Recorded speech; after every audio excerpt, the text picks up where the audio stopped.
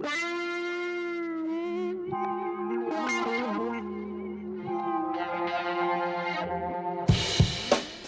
the league phase of the IPL is over, and we finally have our four sides which will be competing in the IPL playoffs from this week. Hello and welcome back, ladies and gentlemen, to the Cricket Corner podcast. Here's your headline, okay? Are you ready for this? Here's your headline. The Prince denies the King a chance of IPL glory. By the Prince, I am referring to Shubman Gill, and by the King, I'm of course referring to Virat Kohli. It is because Gujarat Titans have defeated the Royal Challengers Bangalore and have denied Bangalore a chance to play in the playoffs and have handed the Mumbai Indians the final spot.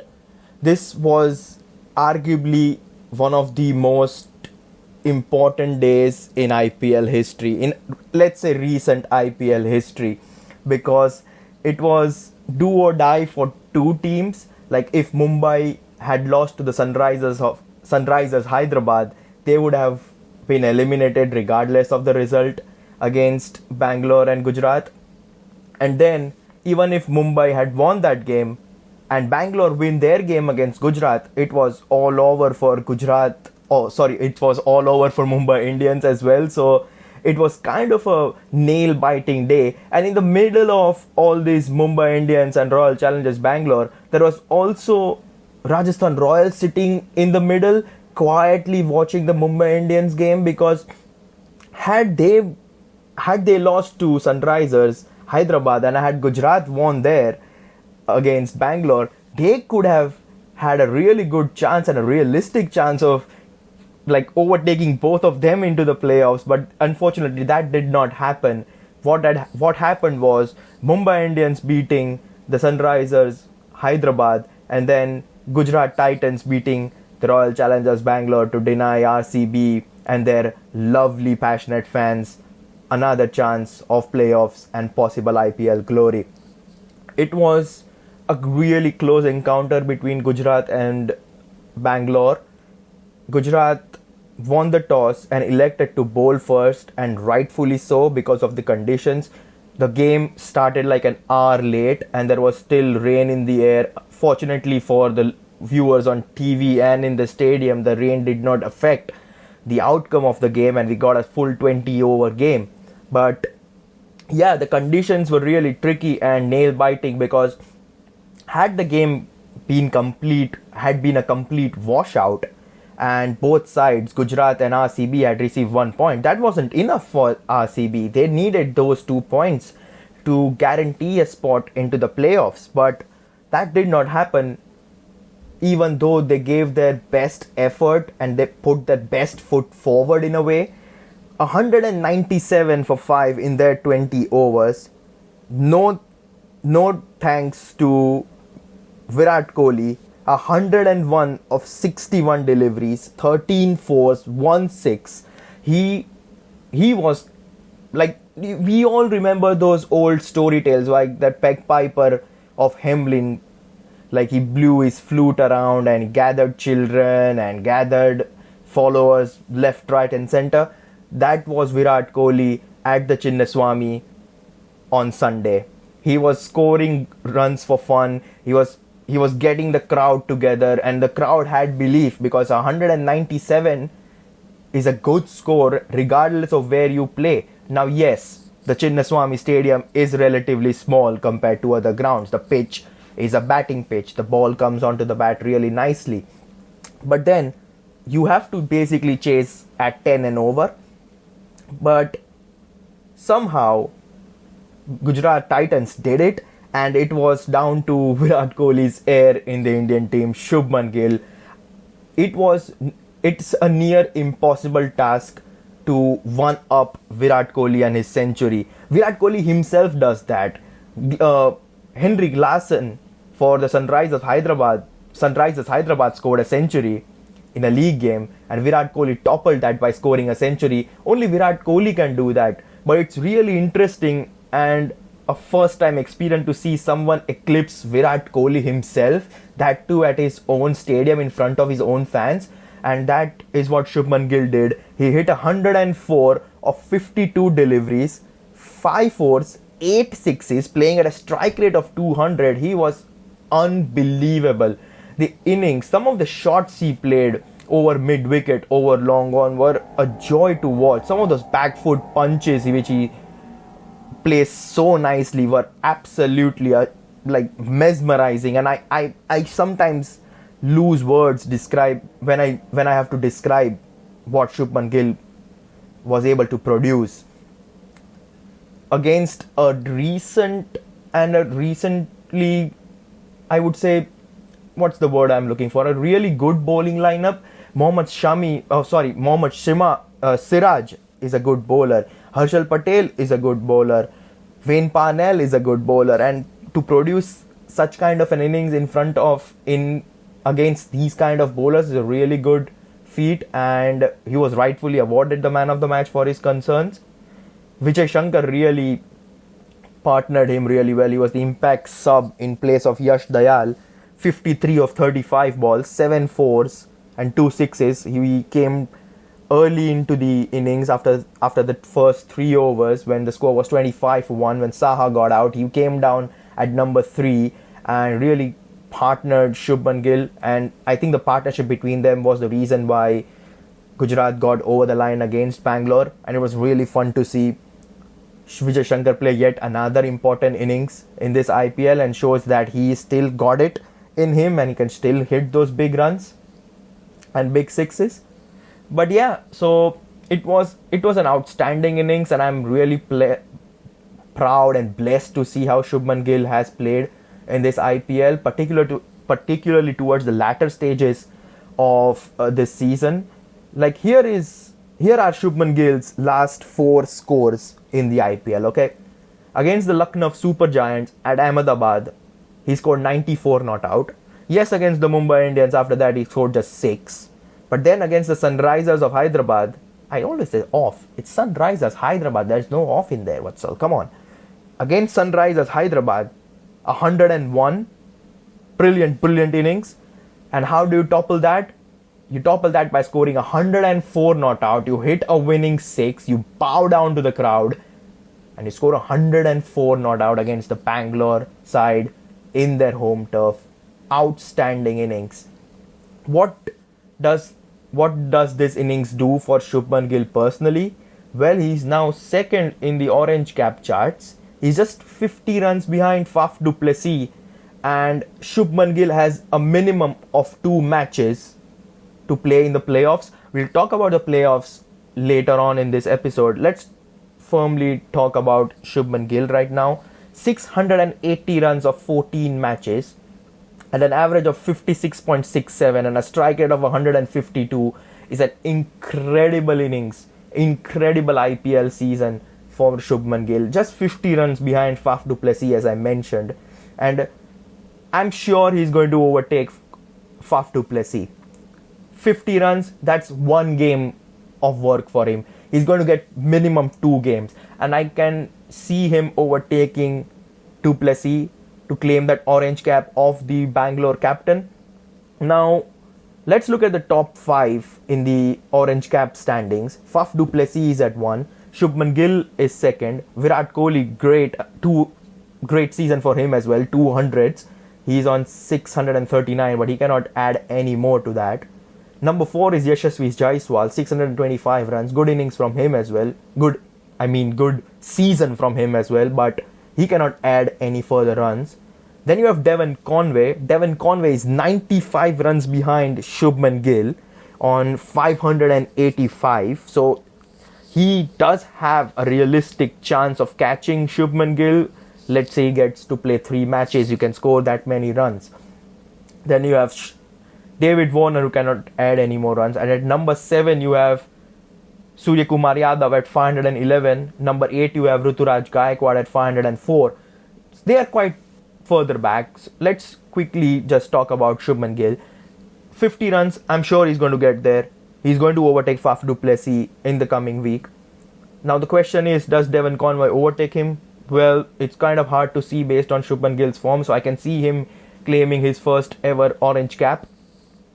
And it's his form that Gujarat will rely on in the playoffs, because they have had no pressure over the last week. They have made it through the playoffs, but still to produce such kind of a performance, such kind of an innings from Shubman Gill particularly and Vijay Shankar shows the temperament and the mentality of their side. They did not take this game any less seriously than they have the previous league matches. People were expecting a few changes from GT's side, but that unfortunately or fortunately did not happen, because at the toss Hardik Pandya just said we are playing the same 11. Shows how the mindset of this Gujarat side, and they are like worthy champions from last season who have a great opportunity to retain their title.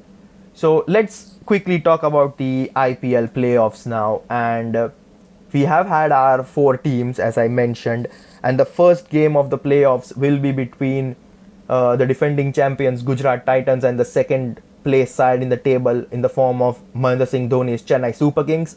That game is going to be played in front of Dhoni's own fans, those yellow fans, at the Chepauk Stadium, the MA Chidambaram Stadium. That's on Tuesday, 23rd of May.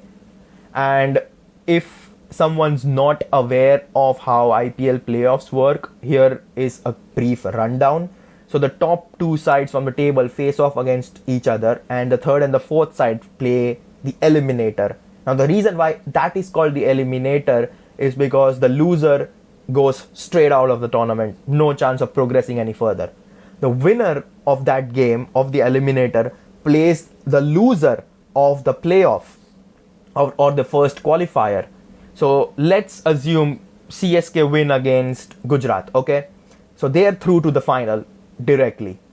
The loser, which is Gujarat, will play the winner of Mumbai and Lucknow Super Giants, and that will be the second qualifier, and the winner of that game will play Chennai in the final. So this is a hypothetical example which I am giving. So Gujarat and Chennai have 2 lifeline to qualify for the final, and the final will be, as always, will be played at the Narendra Modi Stadium in Ahmedabad, which is Gujarat's home ground.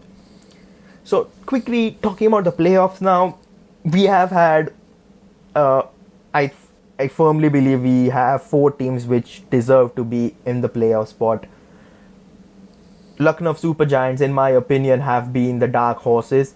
Yes, they made it through to the playoffs last season as well, but then they lost their main batsman, they lost their captain in the form of KL Rahul. But what Krunal Pandya, the stand-in captain, has done is quite nice to see, particularly from someone who is coming from the town from where Krunal Pandya and Hardik Pandya come from. So it's right to see 2 Baroda boys in the playoffs.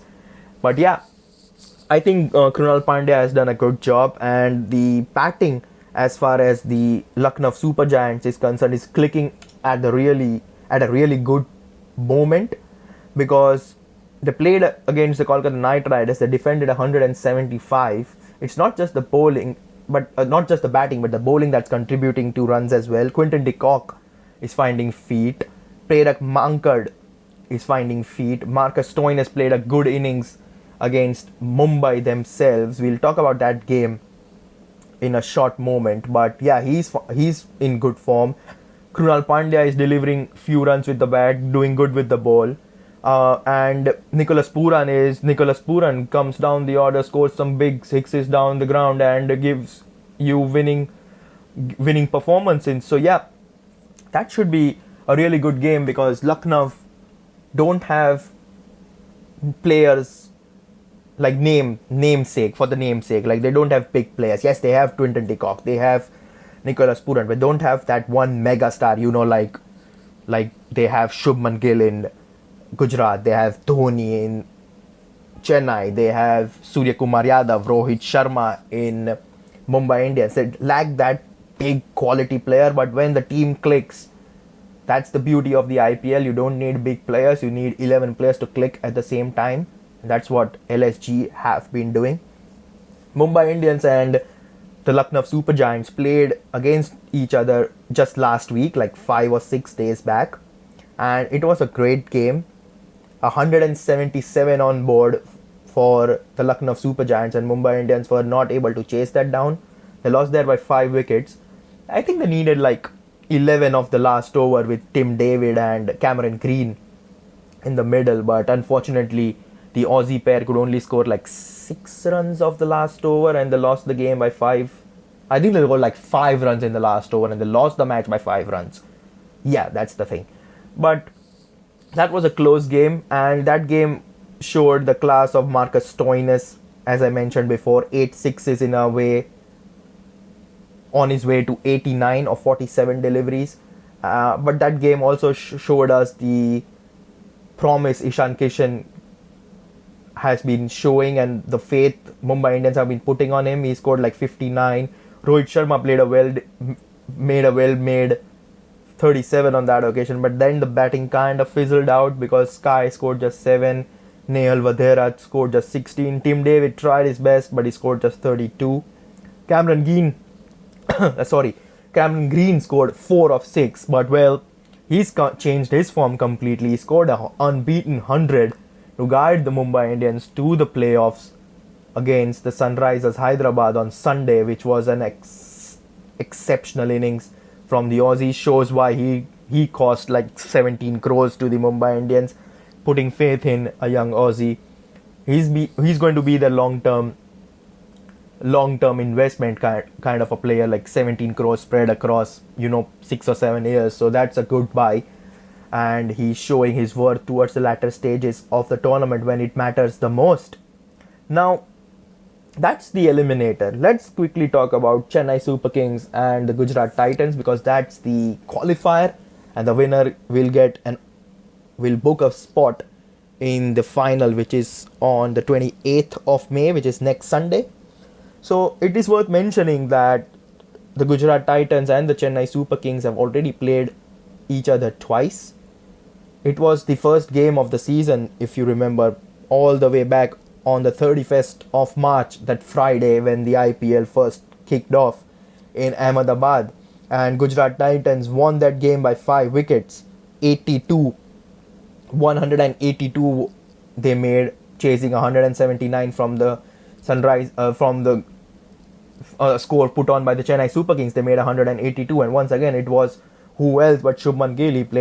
He made 63 on that occasion. So Shubman Gill already has a good score against the Chennai Super Kings, and if he can carry on with his form, then I can see no reason why Gujarat won't be considering themselves favourite against a Chennai side which has had its ups and downs recently. They lost that 2. I remember they lost their last 2 home matches. I'm not sure it was the last 2 home matches, but they lost against the Kolkata Knight Riders. They also lost to the Punjab Kings. So it's not like a fortress anymore. The Chepauk is no longer a fortress for Chennai Super Kings, because we have seen 2 sides which were not at all in the hunt for playoffs coming there and breaching their fortress. So it's not like it's an invincible team as far as Chennai and the Chepauk is concerned. Hell, even I think even the Gujarat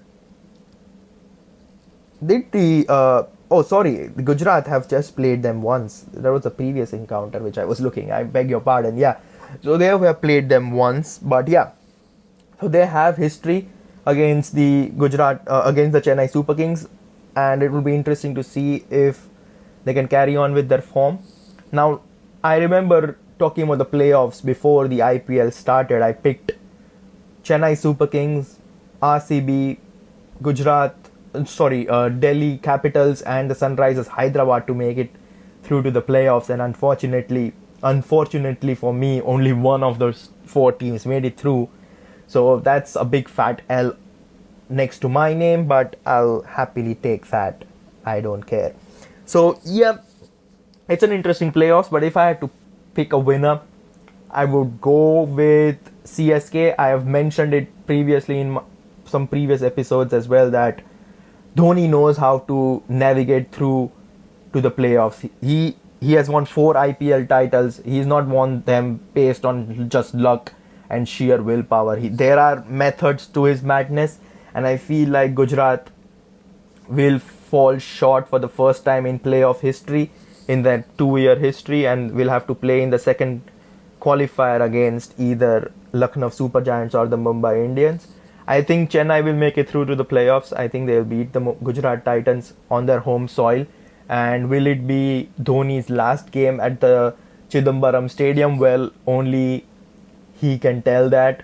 So I'm sure the game is going to be an interesting one, but his post-match interview with the commentator is going to be as important for Chennai fans. They will be wanting to get that answer of him sooner or later, or maybe they'll hear that in the final. Well, we are not sure, but I predict Chennai to beat Gujarat and go to the final.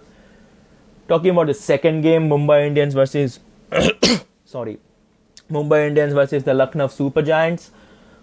Well, I want to go with Mumbai based on how they played against Sunrisers Hyderabad on Sunday. Their batting looks like it's going to click. Rohit Sharma is going to find his form. He's showing glimpses here and there. Ishan Kishan showed a huge glimpse. He showed the actual trailer of what he can do against LSG last time around. So, and Sky is Sky. You can expect him to score in any given situation, in any given conditions. So, I'm really backing them against Lucknow Super Giants. I know Lucknow have beaten them already, but I don't see it happening again. So Mumbai Indians will win that once, and they will play the Gujarat Titans in the second qualifier. I want to see a CSK Mumbai final, but that's a long stretch. But yeah, those are my predictions for the playoffs. Chennai to beat Gujarat and Mumbai Indians to beat Lucknow Super Giants, and then we'll see what happens towards the latter stages of the playoffs, who wins the second qualifier and who wins the final. I'm not quite sure.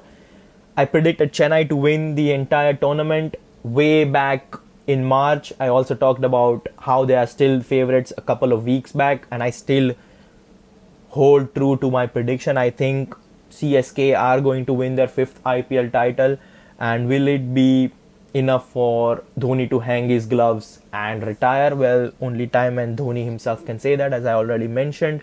So yeah, that's a brief episode on how the Mumbai Indians